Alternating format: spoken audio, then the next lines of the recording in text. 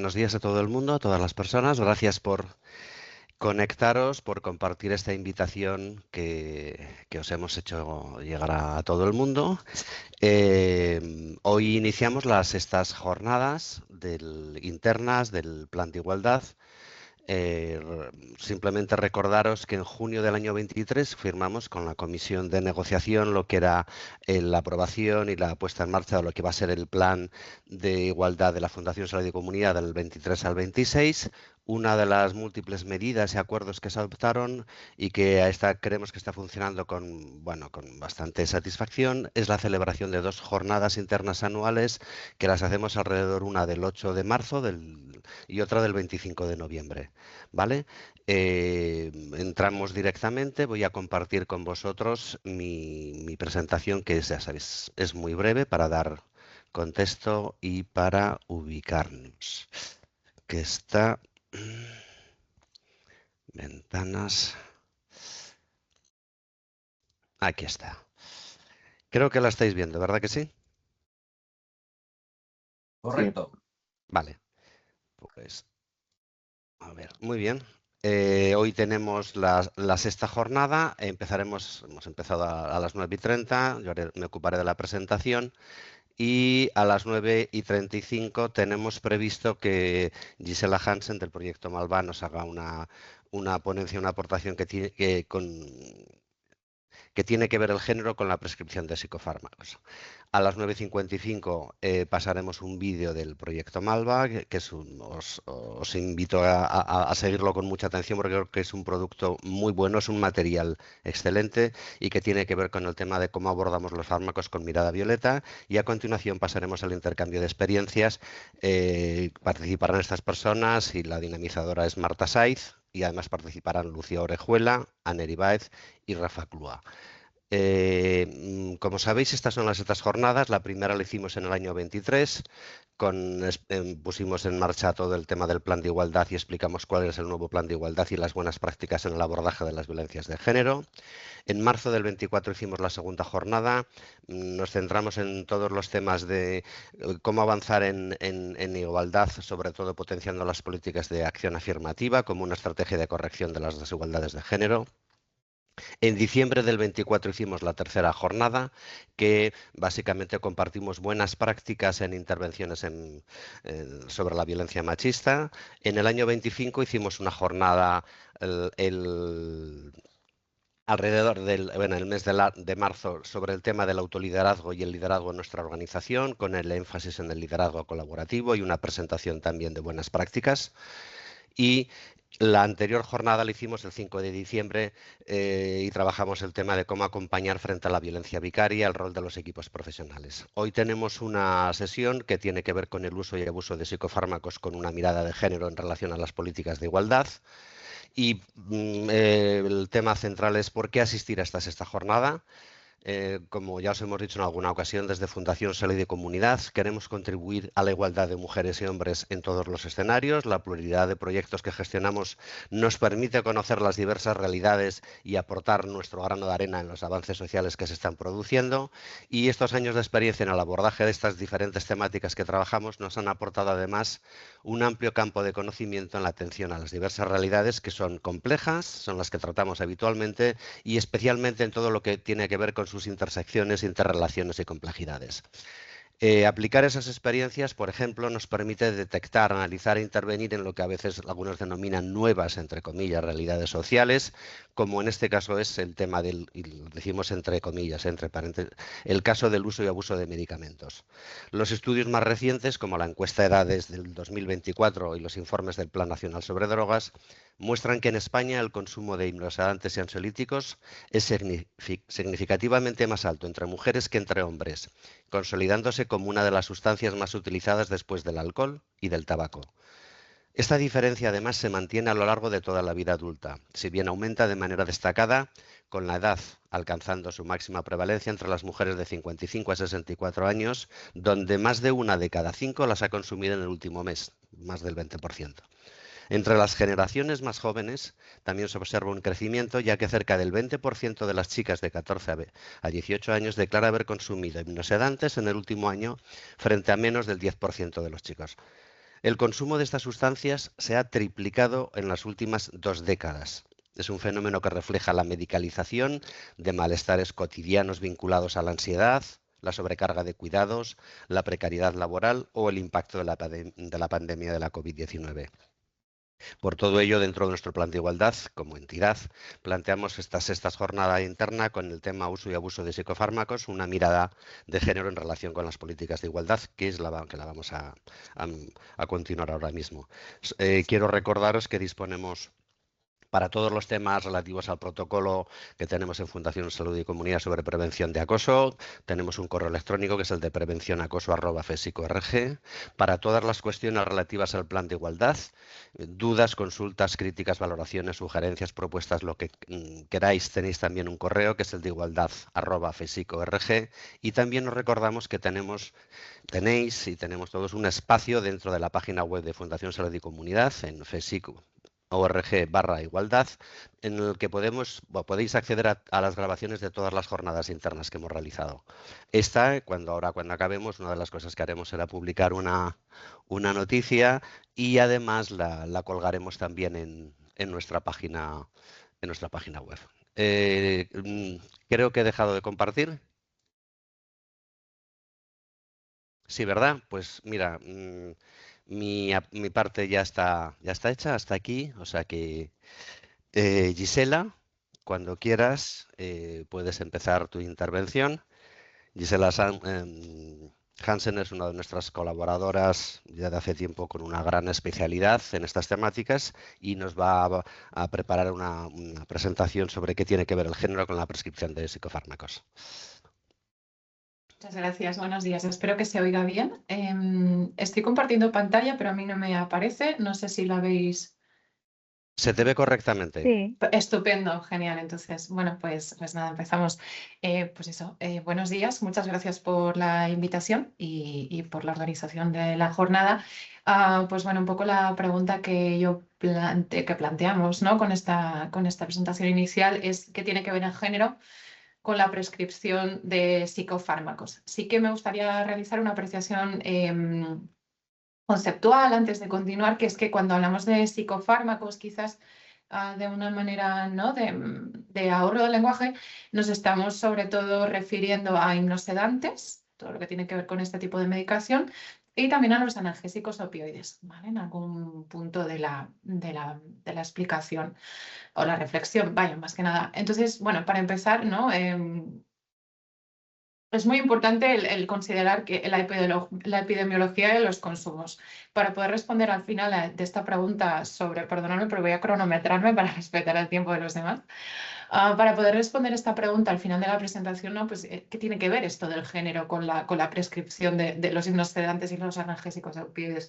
Pues tiene que ver mucho y tenemos que empezar a mirar con lupa, sobre todo los datos, ¿no? Los datos pues, son apasionantes, son informativos y son muy importantes, pero sobre todo lo que es importante es cómo se analizan, ¿no? Los datos pueden servir para reforzar, no sé, pues narrativas quizás más penalizadoras o criminalizantes de los consumos de sustancias, como por ejemplo, ¿no? Pues los hombres que consumen sustancias ejercen más violencia de género, cuando sería una explicación muy simplista, aunque los datos puede parecer que lo avalen, ¿no? Entonces, qué importante es poder mirar la epidemiología y los datos a nivel de población general para poder buscar explicaciones justas y éticas de qué es lo que está sucediendo a nivel estructural. Entonces, yo en cuanto a la epidemiología de los consumos, me voy por restricciones de tiempo, ¿no? Hay muchos documentos que son interesantes y que son importantes, pero por ser más actuales, me voy a detener sobre todo en el informe 2025 que tiene que ver con la encuesta Edades, que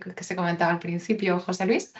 También un estudio cualitativo que se llama Vidas supervisadas, un análisis de los contextos que perpetúan el consumo de psicofármacos en mujeres, que es un estudio muy importante que marca un hito porque profundiza de manera muy sistematizada y a nivel metodológico de manera muy rigurosa la información cualitativa, ¿no? Identifica muy bien aquellas dimensiones que se tienen que tener en cuenta en el análisis y también pues comentar de manera complementaria pues el estudio GEA, que es un estudio sobre la gestión del empoderamiento y la accesibilidad de derechos de las mujeres y las niñas, con problemas de salud mental, pero desde una perspectiva de derechos. Es decir, no solo se habla de la cuestión epidemiológica, sino como estas desequivalencias estructurales de género conforman per se una vulneración de derechos. Y luego vamos a desplegar más qué significa todo esto.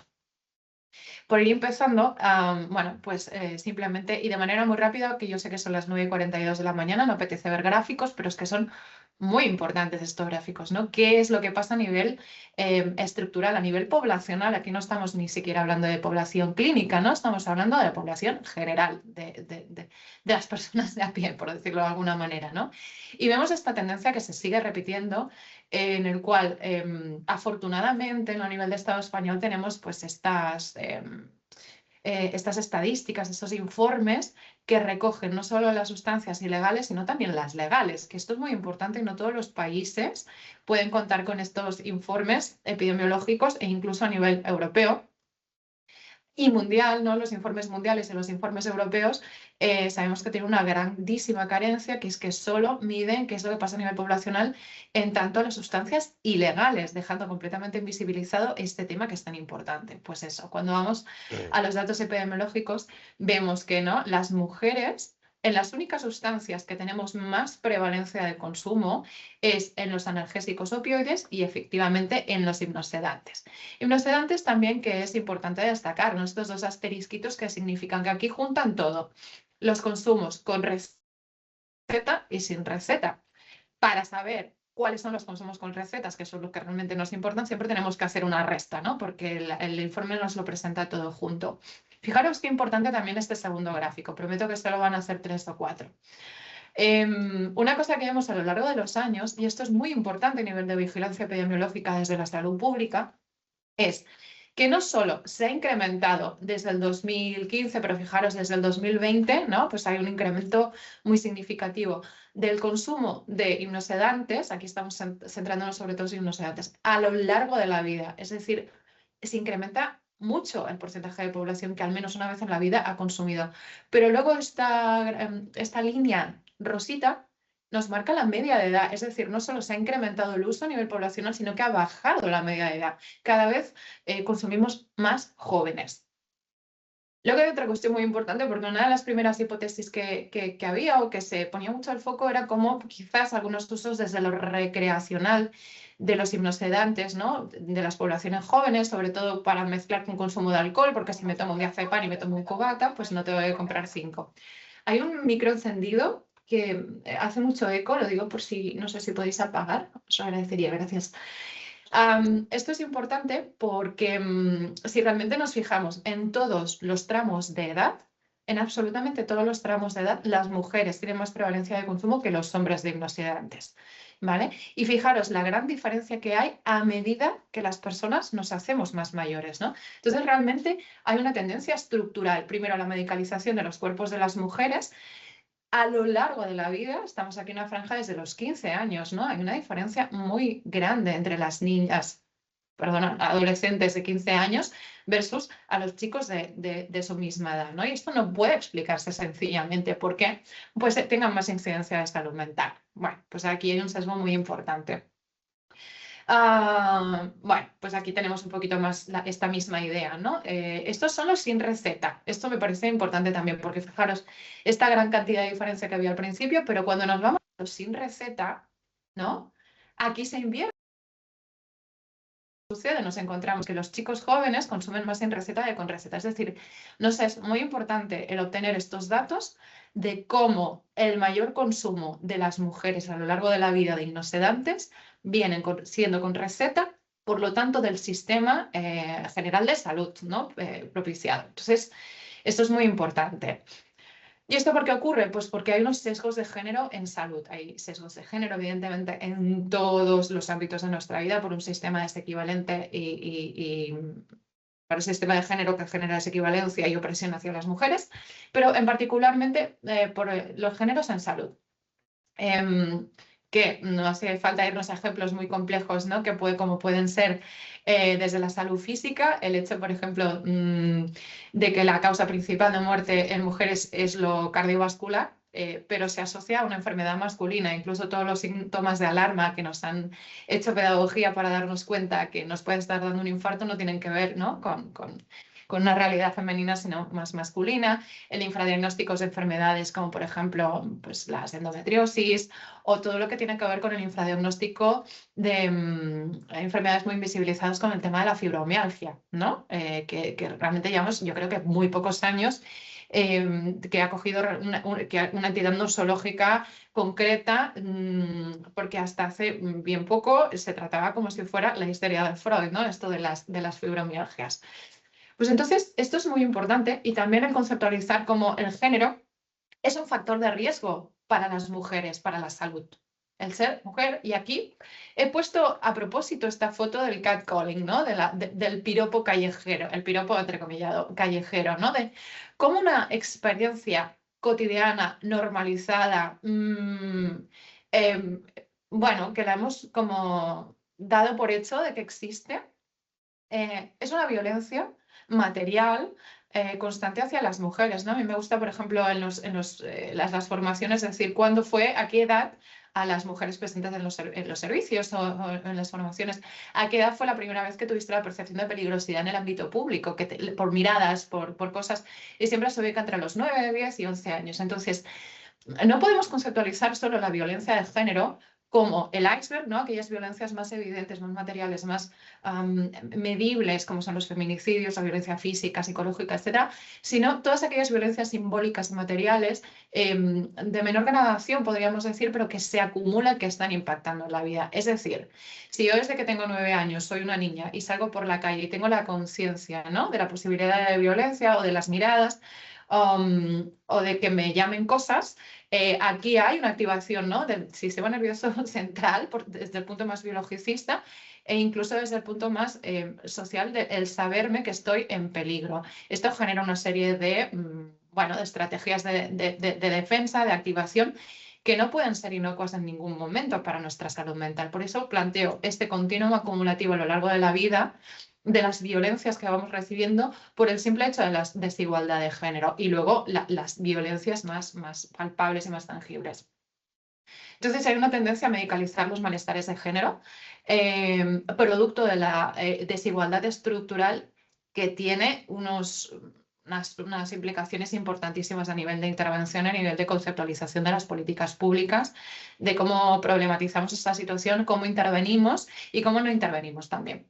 Entonces, me gustaría centrarnos un poquito en los resultados de este estudio cualitativo de vidas supervisadas de la Asociación Progestión, realizado por Marta Escolano, en el cual, mediante grupos focales, entrevistas, revisión de bibliografía, identifican dos grandes ejes, que son el modelo de la salud y la enfermedad, ¿no? Dos grandes ejes de por qué ocurre esto, de la hipermedicalización de las mujeres, que es el modelo de salud y enfermedad, y el modelo de las políticas de drogas, ¿no?, que está operando muchísimo en este sentido. Entonces, dentro de del primer eje de análisis tenemos los psicofármacos y la cronificación, es, ¿no?, el impacto, las implicaciones que tiene de que nuestro principal proveedor de sustancias sea el sistema público de salud, ¿no?, con las mujeres. Esto tiene unas implicaciones muy importantes. ¿Por qué? Porque el dispositivo médico y la gestión del consumo está completamente centrada en la persona que está recetando, ¿no? Es quien receta, evidentemente, porque tiene que haber una pauta y tal y cual, pero que sí hay unos basados en los testimonios de las mujeres. Os recomiendo mucho este informe porque hay muchos verbatims, muchas frases en las cuales ellas expresan cómo pueden explicar que se sienten sobremedicadas, o que les está sentando mal la medicación, o que no les está sentando todo lo bien, y hay una minimización de la propia experiencia, e incluso hay una interpretación de esta estrategia de reducción de daños como disidencia. Es decir, en todos los otros tipos de sustancias, si las personas consumen menos de lo que iban a consumir porque les está sentando mal, esto se aplaude, esto se refuerza, esto se considera una estrategia adaptativa de reducción de daños. Pero cuando las mujeres hacen esto con los hipnosedantes, se las interpreta como que no se están adhiriendo correctamente a la pauta o que son disidentes, ¿no? Entonces, pues hay una sacralización del saber experto que deja las experiencias y el propio saber experto de las mujeres con sus consumos relegado a un segundo plano. Luego está el tema de las políticas de drogas, cómo está impactando en todo nuestro análisis, en lo que miramos y en lo que consideramos problemático. hay una minimización del riesgo de dependencia, es decir, hay muchos verbatims de este grupo focal en los cuales las mujeres dicen que no se les informa del riesgo de dependencia a las benzodiazepinas o que se minimiza este riesgo y que esto es una vulneración de la información. ¿Vale? Es una vulneración de un derecho a la información como pacientes. Luego se vuelve a confinar el consumo en el privatismo, es decir, el consumo de benzodiazepinas, analgésicos, opioides, que no olvidemos que son sustancias que van dirigidas a erradicar la ansiedad y el dolor, lo que las hace funcionales, ¿no? Para sostener todos aquellos aspectos de desigualdad que las hacen enfermar en un primer momento. Entonces es como un círculo bastante perverso en el cual primero no se atajan los problemas de base y en segundo lugar te medican para que te sigas sosteniendo en estos entornos hostiles.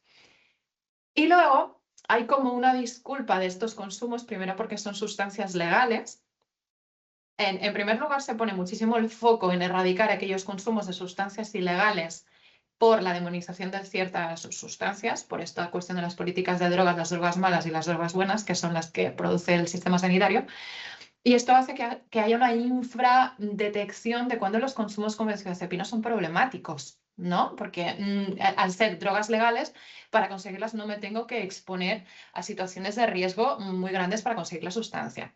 Entonces, el consumo solo apto para la supervivencia, para seguir funcionando, parece que está como disculpado e incluso, bueno, pues potenciado, ¿no? Entonces, aquí te encontramos frases como no me avisaron de la abstinencia, lo asocias a las drogas, pero no a la medicación, ¿no? Hay muchas mujeres que se encuentran con síndromes de abstinencia cuando quieren retirar la medicación y que se sienten, bueno, pues muy desprotegidas ante este episodio tan desagradable, ¿no? Una abstinencia de sustancias física.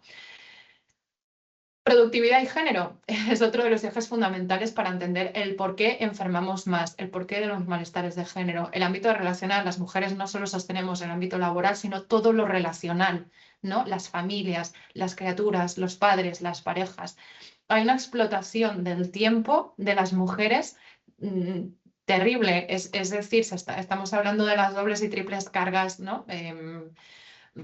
Por no solo estar en el trabajo, sino también estar en las casas, seguir haciéndonos cargos de lo doméstico. Esto no es una cuestión ideológica, esto es una cuestión de datos, ¿no? Que las mujeres dedican muchísimas horas a la semana más que sus congéneres masculinos en entornos de parejas heterosexuales. De hecho, hay un estudio muy, muy interesante que salió hace como 3 meses de la Asociación Europea Make Mothers Matters, que es como haz que las madres cuenten, en el que se analiza por países la diferencia en la dedicación horaria que tienen mujeres y hombres en entorno de parejas heterosexuales, insisto, y cómo esto está impactando en la salud mental de las mujeres. Es un trabajo muy importante porque mide, cuantifica cómo esta desequivalencia de género es una vulneración de derechos y está impactando completamente en la salud. Y luego el tema de trabajar para sobrevivir, no para vivir, para sobrevivir. Entonces, parece que las benzodiazepinas y los analgésicos y opioides pues tienen un papel como muy conveniente, ¿no? Dentro de todo este escenario. Y por último, y muy importante, todo el tema de las violencias. Las violencias de todo el iceberg, no solo las más visibles, de las más invisibles, de las más terribles y puntuales a las más sostenidas y basales. Pero una cosa que identifican completamente en este estudio y que quienes investigamos en adicciones lo sabemos, ¿no? Y nos salen constantemente en los informes, es la prevalencia de violencia sexual en la infancia y en la adolescencia y que con el uso de estas sustancias se encuentran desprotegidas y sedadas. Violencia de género en el ámbito de la pareja también, tremendamente prevalente, pero sobre todo aquí poner el inciso de la violencia sexual en la infancia y la adolescencia. Estamos hablando de 1 de cada 5 criaturas que ha sufrido o sufre violencia sexual en la infancia, pero cuando doblamos los datos hablamos de que 1 de cada 3 niñas. Entonces, si trabajamos con drogas y trabajamos con mujeres, vamos a estar hablando también de que estamos trabajando con el trauma relacional de la violencia sexual en la infancia y cómo el consumo de estos psicofármacos entorpecen, enlentecen, desconectan y dificultan mucho el trabajo de identificación de violencia y de recuperación, ¿no? Entonces, bueno, aquí la medicación puede ser un buen complemento, pero el cómo se usa y tal también puede ser un arma de doble filo que puede estancar mucho a las mujeres en sus procesos de recuperación. Entonces, voy a En cuanto a implicaciones y propuestas, pues aquí tenemos 3 de manera muy, muy rápida. La primera es la reducción de riesgos. Es decir, empezar a conceptualizar la reducción de riesgos o la reducción de daños, no solo como dispositivos concretos, sino como un enfoque de trabajo dentro de todos nuestros servicios, ¿no? Reconocer la agencia de las mujeres también, desestigmatizar ciertos consumos por el hecho de ser ilegales y poner el ojo en consumos de sustancias legales que por ser legales igual no les estamos prestando toda la atención posible y sí que cumplen criterios de dependencia de adicciones. Luego el tema de la interseccionalidad, es una cosa no sale en todos los estudios y en la experiencia clínica del día a día, es que los determinantes sociales de la salud son imprescindibles en el análisis, la vivienda, el trabajo, al trauma, evidentemente el género, a la orientación sexual, como parte inseparable de la historia clínica. Es decir, y aquí nos vamos a un concepto muy importante que es la competencia profesional. Ser competentes a nivel profesional significa hacer una foto o una película compleja de la situación de la persona, no solo reduciendo el éxito terapéutico a la erradicación del consumo sin más, ¿no? Sino teniendo en cuenta toda esta interseccionalidad. Esto por un lado. Y luego sabemos que cuando trabajamos desde perspectivas interseccionales, los programas y los tratamientos son más costo efectivos, pero sobre todo atienden a cuestiones de justicia social. Y luego la desmedicalización, ¿no? Trabajar por desmedicalizar en aquellos casos que sea posible, sustituir la pastilla aislada por redes de apoyo, terapia comunitaria, escucha longitudinal, empoderamiento real, no solo conceptual y flotando. Entonces, las estrategias deben fijarse más en la garantía de derechos humanos, la dignidad, y no tanto en la disciplina corporal o en la erradicación de los consumos como único indicador de bienestar subjetivo, cuando sabemos que las personas a veces pueden dejar de consumir, pero no se sienten felices, ¿no?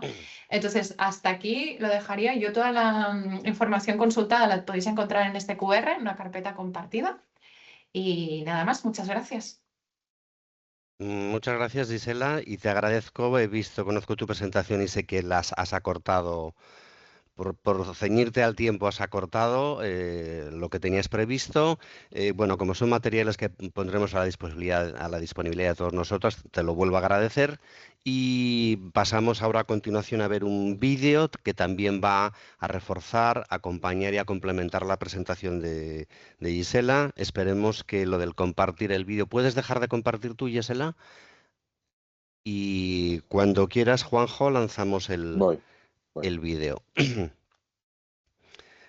Somos conscientes de que tenemos mucho contenido y muy poco tiempo, y esto nos lo pedimos a todos nosotros, que nos intentemos ceñirnos al tiempo. ¿Vamos allá?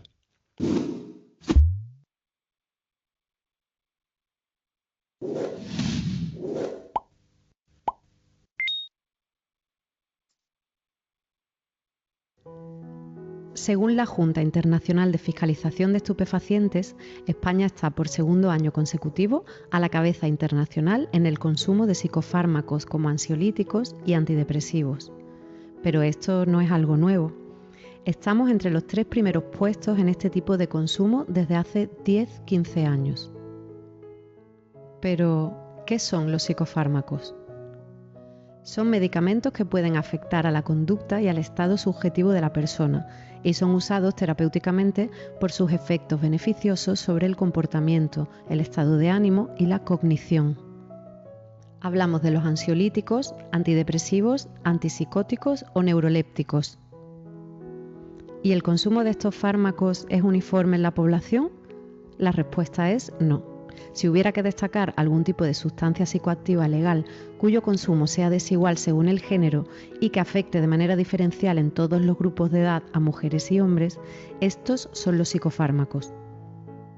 Según el Plan Nacional sobre Drogas, en 2022 el 13,1% de las personas de 15 a 64 años ha consumido hipnosedantes con o sin receta en los últimos 12 meses y la proporción es mayor entre las mujeres, 16%, que en los hombres, 10,3%. Y esto pasa porque hay un fuerte sesgo de género tanto en el uso como en la prescripción médica de ellos. Hay una prevalencia mayor de diagnósticos de depresión y ansiedad en las mujeres, que responden en muchos casos a problemáticas relacionadas con los malestares de género y las violencias recibidas en un contexto patriarcal. Las y los profesionales sanitarios atribuyen con frecuencia a la emocionalidad de las mujeres lo que son síntomas físicos. Esto provoca que exista una importante medicalización de la salud mental de las mujeres, con su consiguiente mayor frecuencia de prescripción de psicofármacos. El consumo en mujeres de este tipo de medicación suele estar relacionado con la necesidad de evitar o aliviar síntomas derivados del rol de género de cuidadoras en el entorno familiar y social, o de compatibilizar el trabajo dentro y fuera del hogar con una carencia de proyectos y espacios propios para la realización personal, con la incomunicación y aislamiento, con la ausencia de reconocimiento y valoración social y con las múltiples violencias machistas que reciben, lo que provoca situaciones prolongadas de estrés, nerviosismo, sentimientos de angustia, tristeza, insomnio. Ante esta realidad, resulta imprescindible incorporar la perspectiva de género en la intervención, pues hace posible que se generen nuevas formas de entender los patrones de uso de las mujeres y los hombres, tener presentes las diferencias y particularidades de género que existen, los efectos y consecuencias derivadas del consumo y actuar en consecuencia. La perspectiva de género nos ayuda a evidenciar las desigualdades sociales y las relaciones de poder entre hombres y mujeres, y por ello incorporarla en este ámbito es crucial para hacer un abordaje de los consumos efectivo y justo para todas y todos. Ampliemos la mirada, identifiquemos las desigualdades y acompañemos a cada persona desde su realidad única, compleja y diversa.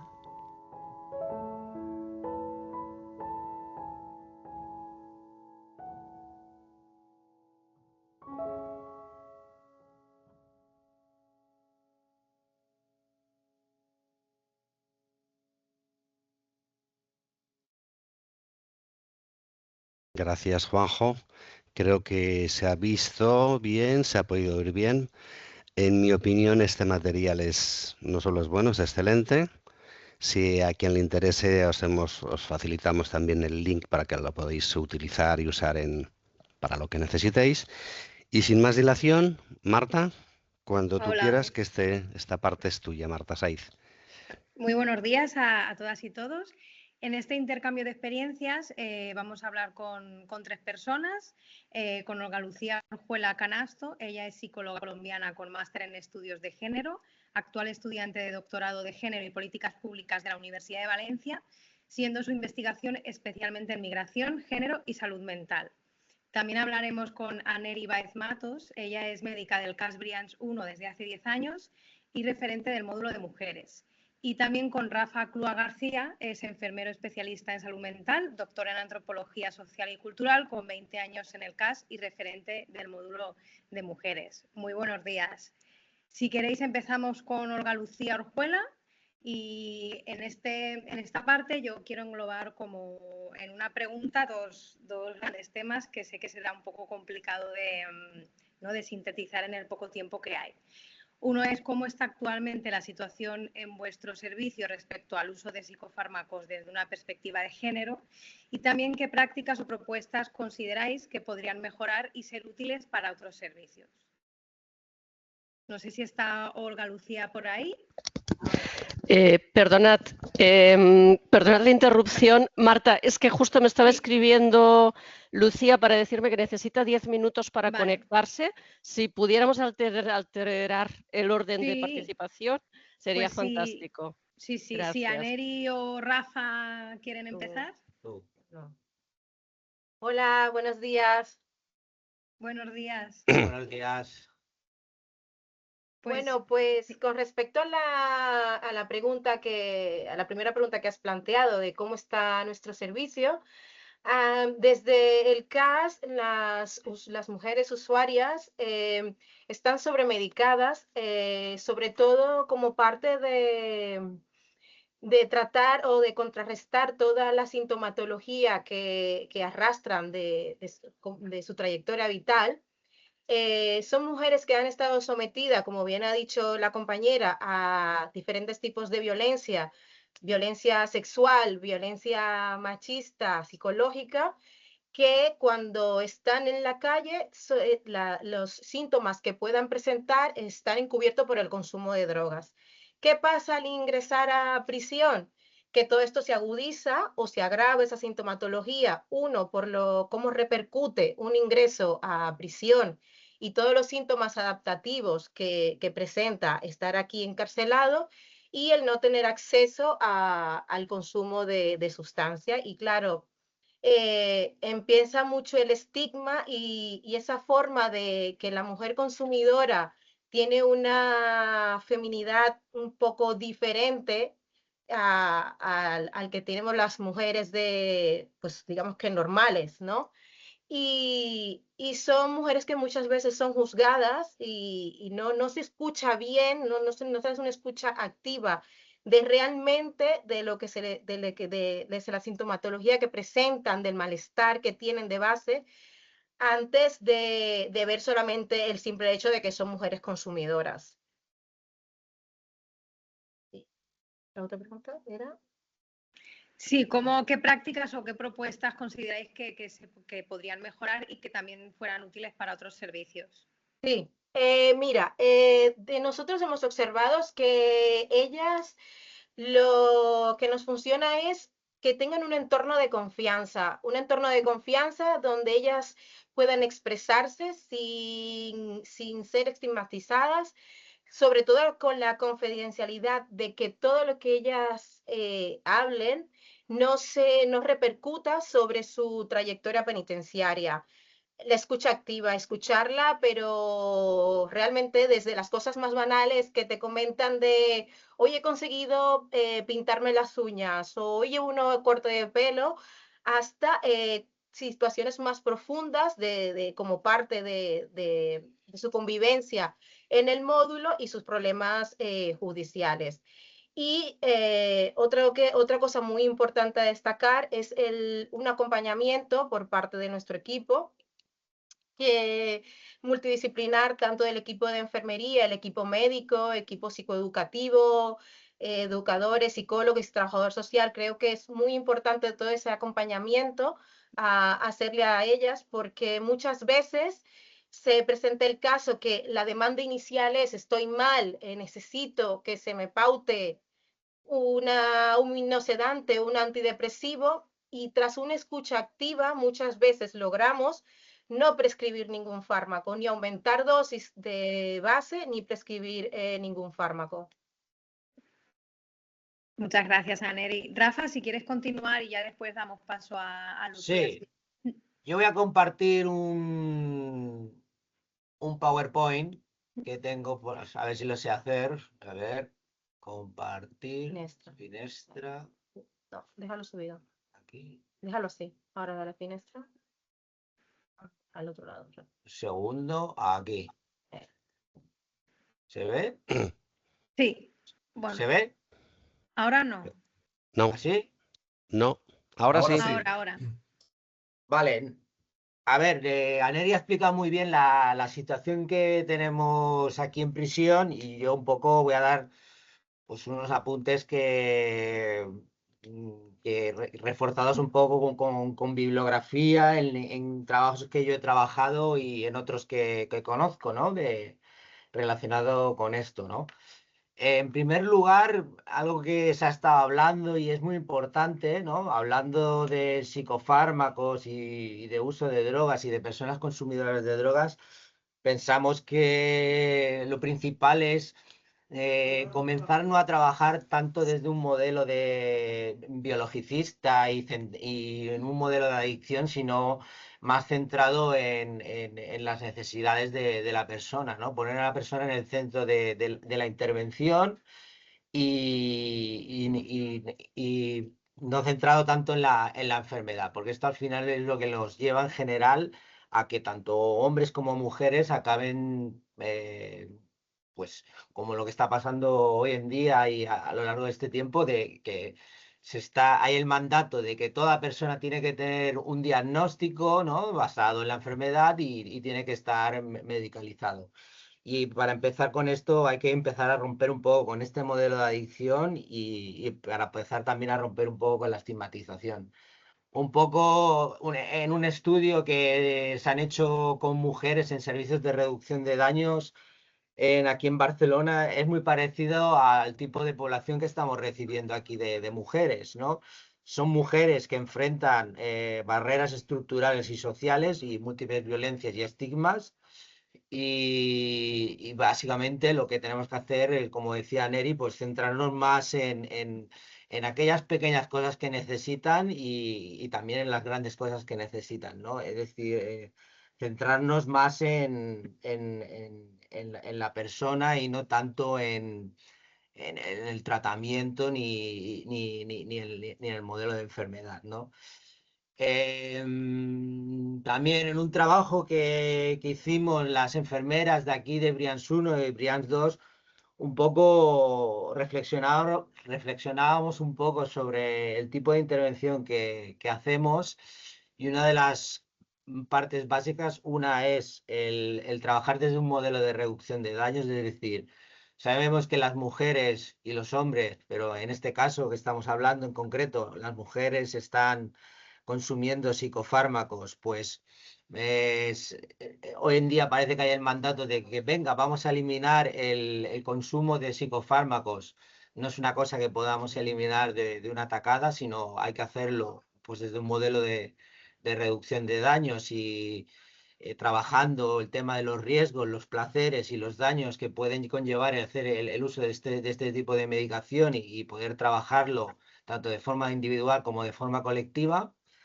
Para ello es muy importante la presencia, que no es solo estar, ni tampoco ser profesionales de forma instrumentalizada por ellas, sino estar disponibles para lo que ellas necesiten, es decir, poder establecer una relación terapéutica con las personas usuarias, es decir, no estar disponibles para 24 horas, pero sí estar en el sentido de que somos personas que cuando han precisado de nuestras intervenciones, bien sea la médico, las enfermeras, el trabajador social, los educadores o el psicólogo, que ellas sepan que por nuestra parte puede haber una respuesta y un acompañamiento. Y esto sobre todo refuerza de que desde aquí lo que hacemos es defender el acceso a la salud. Parece una cosa muy básica, pero el dar un modelo de reducción de daños, eliminar el estigma y el poder realizar un acompañamiento que estableciendo una relación terapéutica con las mujeres de aquí hace que fácilmente puedan acceder a nuestros servicios y puedan estar abordadas para sus necesidades. En otro trabajo en el que yo participé, esto ya era con mujeres consumidoras de drogas en tratamiento en casas, en centros de atención y seguimiento a las drogodependencias en servicios comunitarios.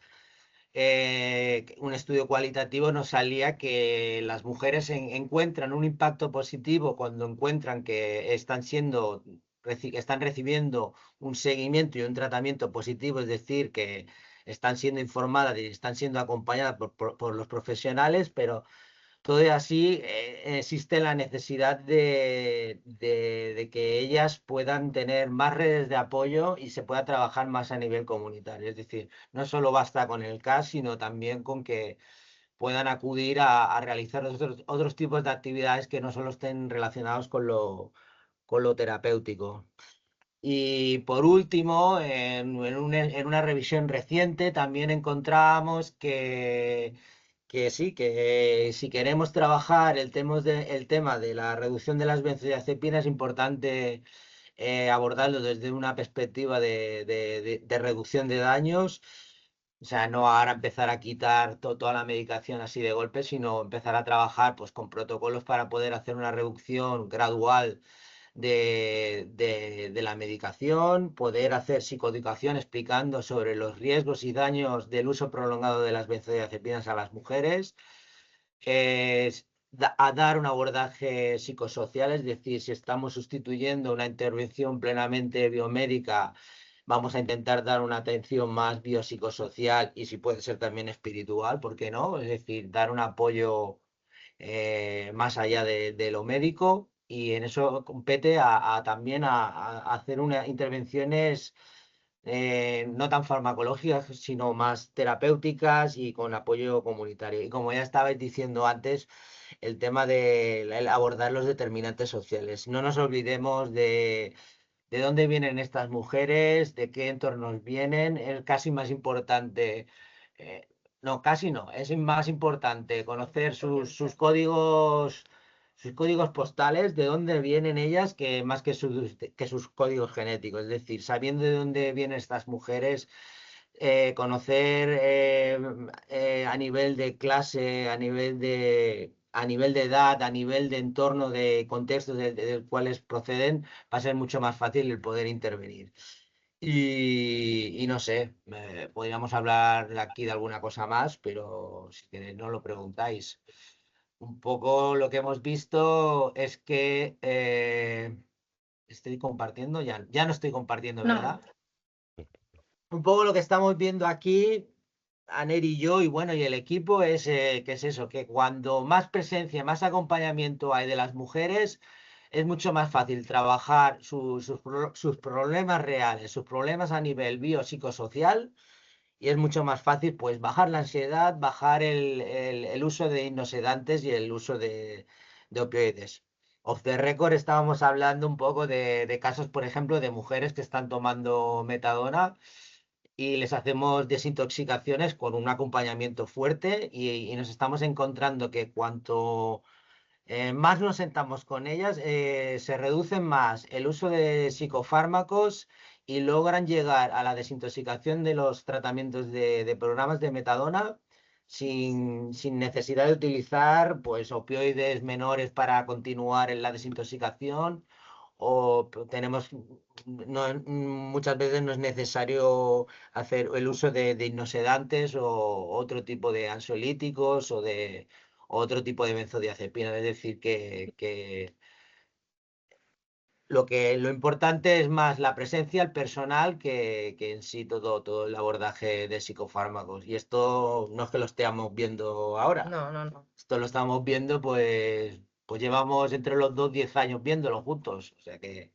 el equipo lleva... El acompañamiento es muy importante, es vital el acompañarlas, escucharla, pero escucharla realmente, escuchar a la persona, escuchar su vivencia, como bien explicaba el Rafa, o sea, su trayectoria vital y ponerle atención de eso, de que te lo dicen en una sesión, la siguiente sesión, vuelven y te lo comentan y tú saber y decirle, sí, claro, continuar eso es muy importante, la escucha activa es muy importante en la intervención con las mujeres usuarias de nuestro servicio. Muchísimas gracias, Aner y Rafa. No sé si está ya Olga Lucía por aquí. Sí. Si alguien me puede compartir la presentación, les agradecería. Sí, voy a ver si te la puedo... Olga, voy a ver si te la puedo compartir.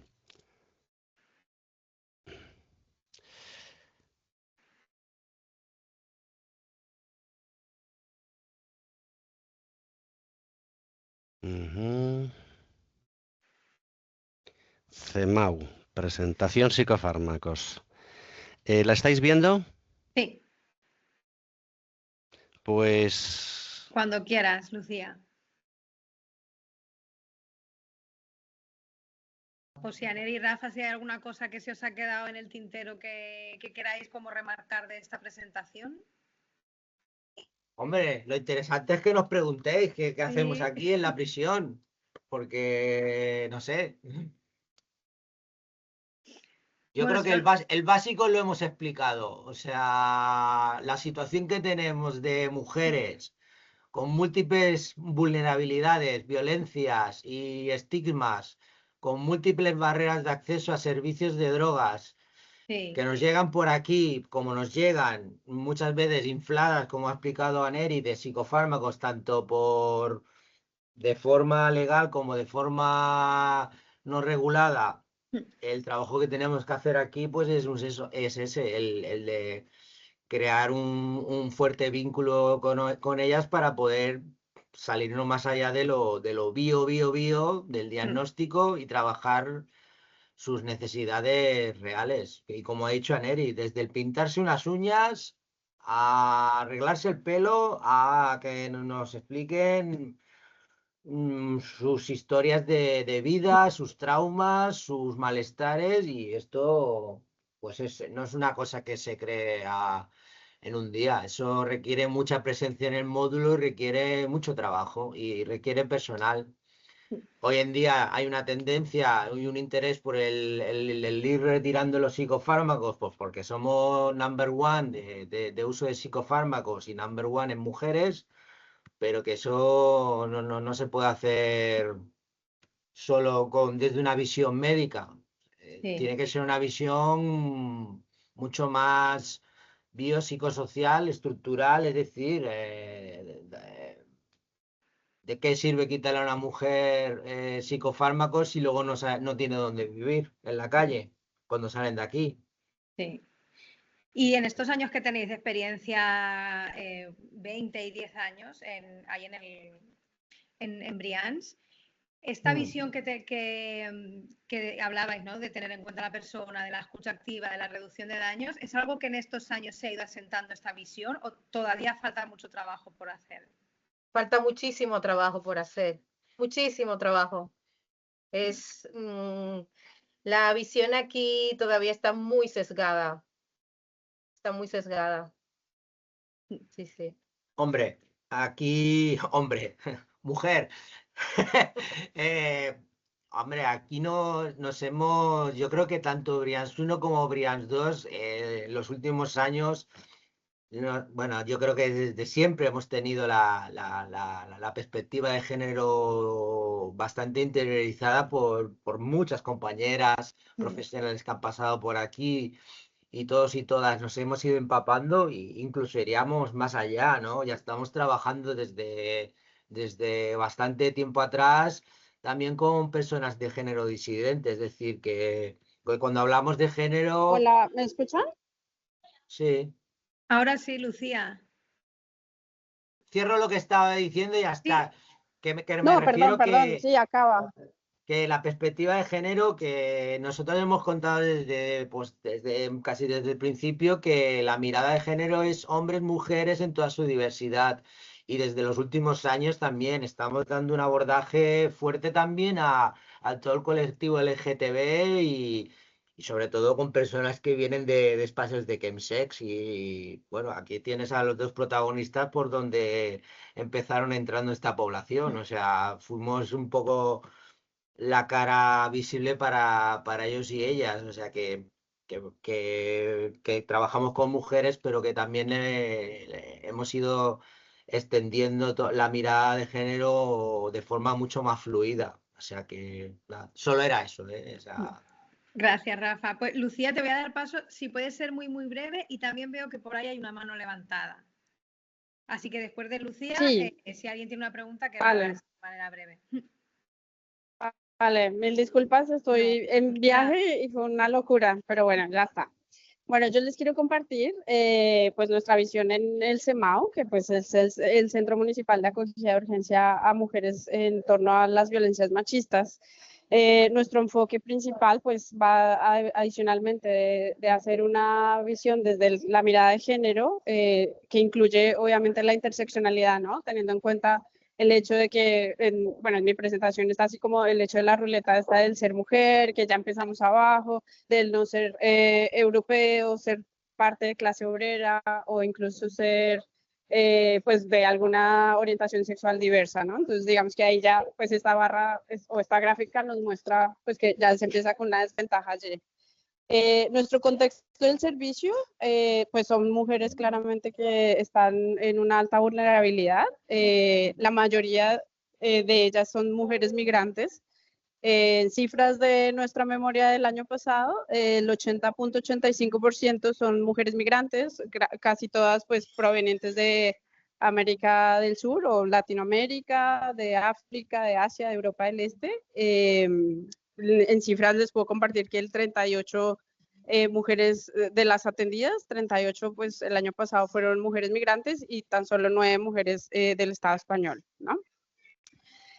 ¿Cuál es la situación de nuestro servicio? Pues evidentemente vemos que muchas mujeres ya llegan con, no solo con un diagnóstico, sino con una medicalización, obviamente que genera, pues, o que da evidencia de esto que se hablaba previamente, y es de cómo se medicaliza el malestar, ¿no?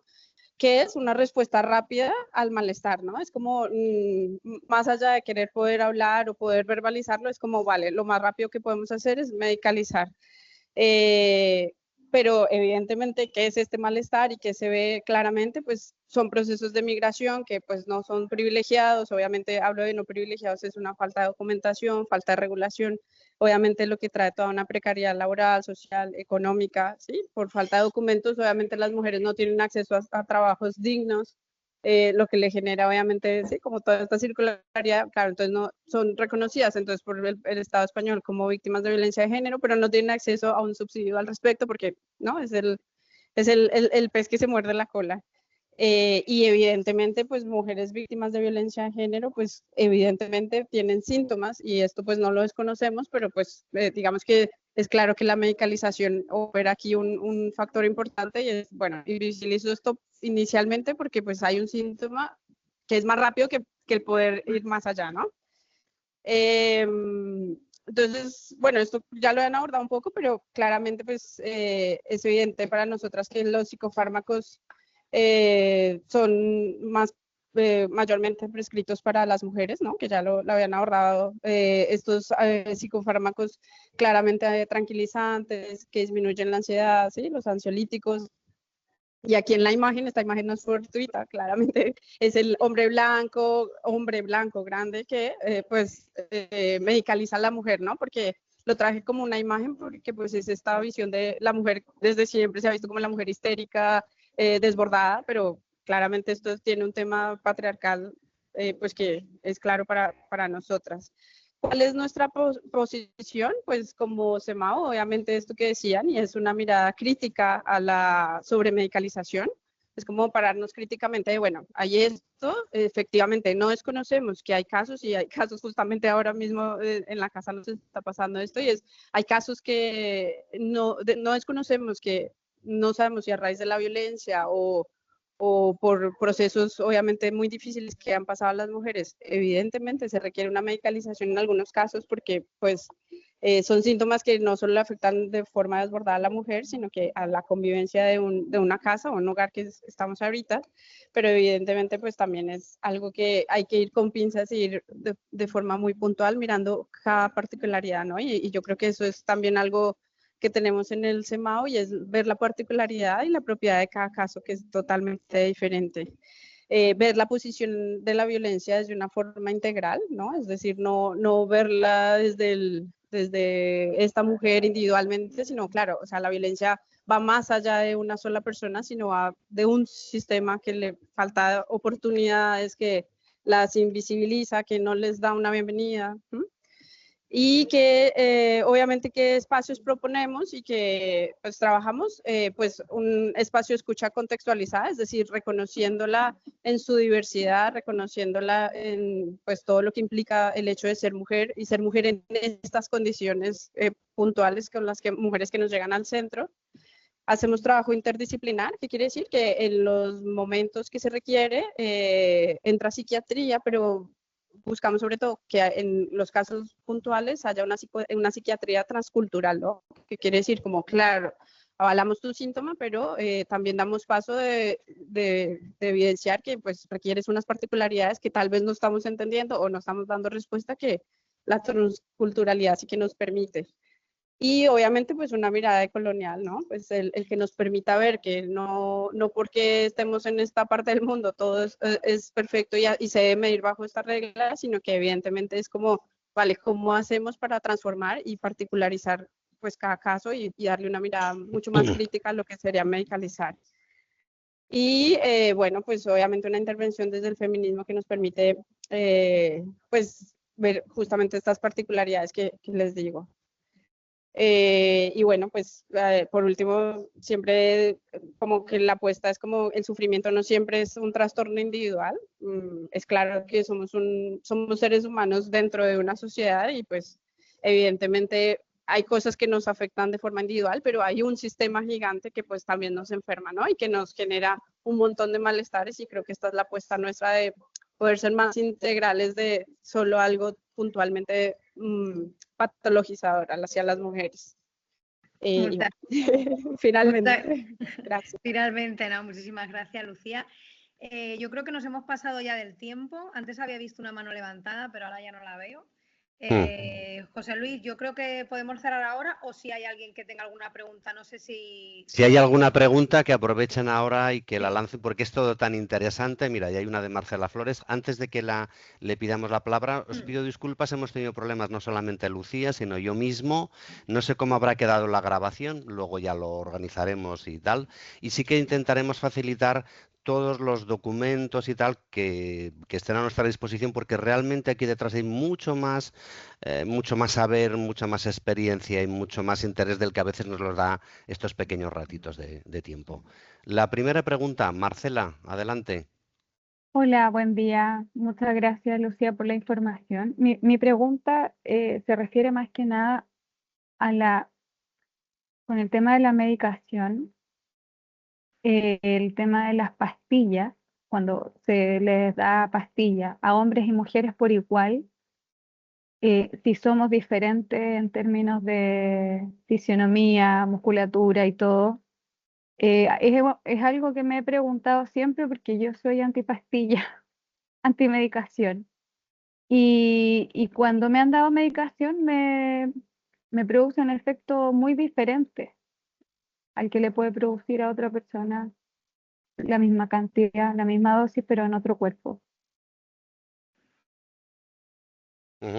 Sí, yo ahí te puedo responder, y es que claramente dentro de todos los estudios que se han hecho en temas de género hay una deuda gigante por parte de la medicina en el cuerpo de las mujeres, ¿no? Entonces se ha visto que el infarto en las mujeres da unos síntomas totalmente distintos, que no es el mismo en los hombres, y que por este hecho, solo por este hecho, muchas mujeres mueren en urgencias, ¿sabes? Porque se detecta distinto, porque se siente distinto y claramente en la medicación. Entonces, esto simplemente te podría responder, efectivamente es cierto, y hay una deuda de investigación, ¿no? Porque siempre es qué cuerpos importan más y de qué se investiga, ¿no?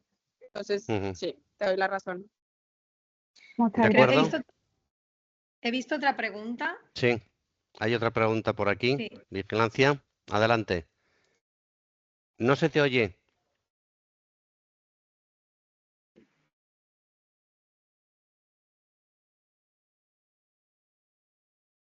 Si quieres ponerla por el chat.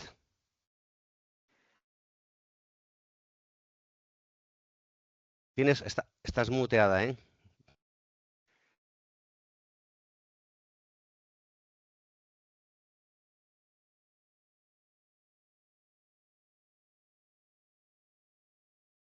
Gracias por tu persistencia, porque la situación que has atravesado y que hemos atravesado todos es bastante estresante, y has sido capaz de mantener la calma, aunque a alguien le pudiera parecer que no, y seguir intentándolo. Y yo me he dado cuenta, ha habido un momento que estaba hablando solo y os veía todos congelados, hasta que he descubierto que es que me había desconectado yo también. Y estaba diciendo, mira, si los profesionales a veces tienen una frase, los de la comunicación, que dice, estos son los, como dicen, los problemas o los riesgos del directo o algo así. Digo, pues mira, a nosotros también nos pasa. Si a los profesionales de verdad les ocurre, a nosotros también nos va a ocurrir, y hasta ahora no habíamos tenido nada así, pero siempre hay una primera vez. Gracias, Lucía. A ver, en el chat nos ha puesto una pregunta que dice, siempre me he preguntado a qué punto de límite tenía que llegar una persona para necesitar medicación. Bueno, si quieres, Aneri, Rafa, si queréis contestar. Hola. Bueno, ¿a qué punto de límite tiene que llegar una persona para recibir para mí, es una pregunta muy, muy individual, el límite que tiene cada quien, porque eso depende de su situación y de qué viven, de sus vivencias, ¿no? A la hora de cuando solicita que se le prescriba cualquier tratamiento antidepresivo, hipnosedantes, claro, ese límite, esto es muy individual, diría yo. Eso es una pregunta un poco compleja de contestar, porque no todas las personas tenemos la misma capacidad de gestión emocional, ¿no? Algunas personas sufren trauma y nunca necesitarán un apoyo terapéutico y pueden vivir con su trauma, mientras que otras han vivido el mismo trauma y necesitan un tipo de apoyo. Entonces ese límite creo que es totalmente individual. No sé, esto es un poco difícil contestar esa pregunta para Bueno, mí. es un poco también lo que hemos tratado aquí, es decir, cuando lo social, cuando lo estructural no funciona, yo creo que cuando una persona se ve desbordada, creo que al final puede llegar a encontrar en el uso de los psicofármacos como la última opción de parar ese sufrimiento, que no arregla, le puede arreglar en ese momento su estado psicológico o psicosocial, pero no, pero lo que decíamos, lo importante es continuar trabajando a nivel estructural y social, es decir, dando abordaje a las verdaderas necesidades de las mujeres. Creo que Olga estaría Lucía, perfecto. Aneri, Rafa, la pregunta no era fácil, pero vosotros habéis dado una respuesta que creo que yo también comparto, sencilla y correcta, y es verdad que parte del reto que tenemos los profesionales es ser capaces de adoptar nuestras respuestas a la situación y a las necesidades de cada una de las personas con las que tratamos. Por supuesto, teniendo en cuenta, como decía Olga y todos los demás, o estos variables, como decíamos, el código postal, el género, otra serie de cosas que a veces han sido infravaloradas o no suficientemente valoradas, pero es verdad que necesitamos hacer diagnósticos a medida. Eso es lo que cualquiera de nosotros como ciudadanos, cuando vamos a pedir ayuda, nos gustaría que hicieran con nosotros, y creo que también es nuestra responsabilidad para cada uno de los casos. Quiero agradeceros de verdad vuestra disponibilidad. Marta, antes de acabar la sesión, si quieres hacer algún comentario, alguna valoración. No, lo que has dicho tú también, José Luis. O sea, yo creo que lo importante aquí también es lo que han explicado, ¿no? El hecho de poner a la persona en el centro, que además es, yo como periodista, con todos los recursos que hablo, profesionales, incluso personas que consumen o que usan sustancias, es eso, poner a la persona en el centro y escucharla y saber de dónde viene y de qué contexto viene. Así que, bueno, lo han explicado ellas mucho mejor. Pues bueno, gracias. Hemos registrado unas 85 conexiones diferentes. En algunos casos yo sé que han sido varias personas, o sea que estaremos cerca de, no sé, 90, 100 personas que han asistido en directo. Luego haremos esto, lo grabaremos y lo pondremos disponible en el espacio que tenemos para esto. Quiero volver a agradeceros vuestra presencia, vuestras aportaciones. Rafa, envíanos también este documento, que no lo hemos podido pasar. Yo he visto que había más contenido del que tú has compartido, y lo pondremos a disposición de nuestros compañeros y compañeras. Un abrazo, feliz día a todo el mundo, y nos seguiremos viendo, espero, en nuestras jornadas. Gracias.